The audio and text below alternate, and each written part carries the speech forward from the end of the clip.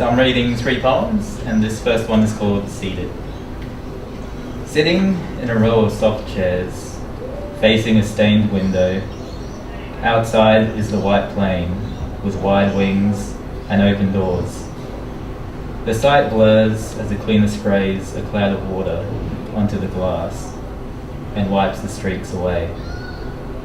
You were walking from the restrooms back to me when I was distracted by the sound of a child, sick with fascination.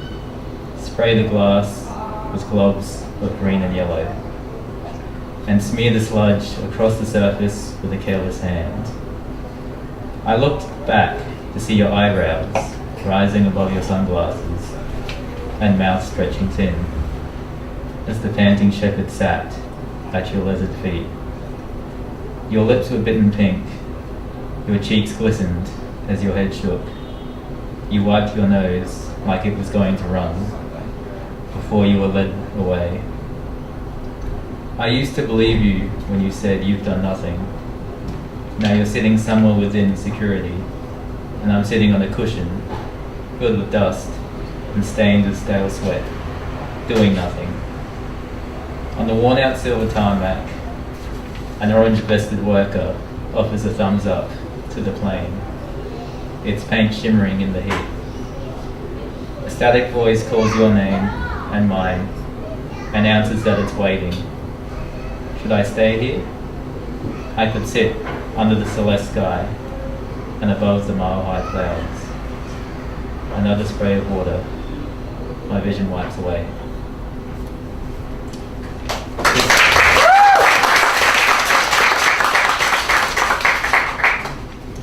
Cardboard family.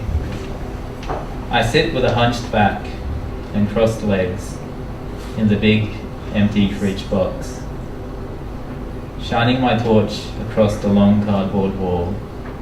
Starting from the left side, I drew a field of grass until halfway across, my green crayon becomes a stump. I fill the other half with bright yellow sand at the bottom and dark blue water above. Flecks of brown from uncoloured cardboard are scattered through the landscape. It's like I can see the earth the grass grows from, and trails of wet footprints in the sand. But the water is full of floating sewage.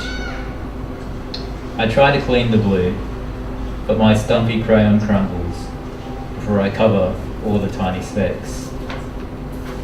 I turn to the ceiling, already filled above. I aim the torch at my orange sun. It shines across wisped clouds and a sky that goes from baby blue to lavender, reminding me of my mother. With my black crayon, I draw my parents and me at the field and beach. Our heads are transparent and we look the same. Big eyes and upward curves for mouths, but sand can be seen through my father's face, and grass can be seen through my mother's. I stand under them. Through my head, I see the beach and field meet. I trace over us, again and again, until the crayon snaps. I keep on tracing with my broken halves, over and over our bodies, until both are nothing but stains on my fingertips, and our faces are black blobs on top of thick sticks. But we are still flaky, we're not solid, we're not real.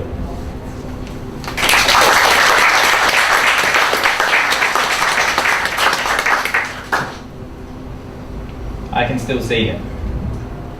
He's just as skinny as I am, but with straighter baby teeth and a haircut from a used bowl.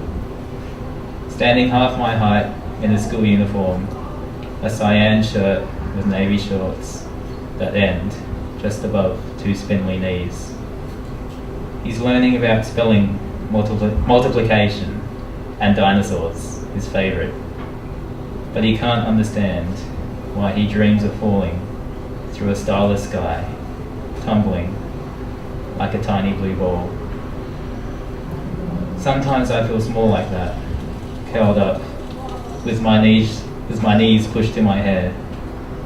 So when I see this child, I hug him tight and close, my arms knitted over his, feel blunt shoulder blades beneath my palms. I do this even though I know he can't feel my warmth, even though I know he can only feel 10 bony fingertips clutching at his spine. I hope that he remembers that I try, because when I remember that he tries too, sometimes I feel his warmth around my chest.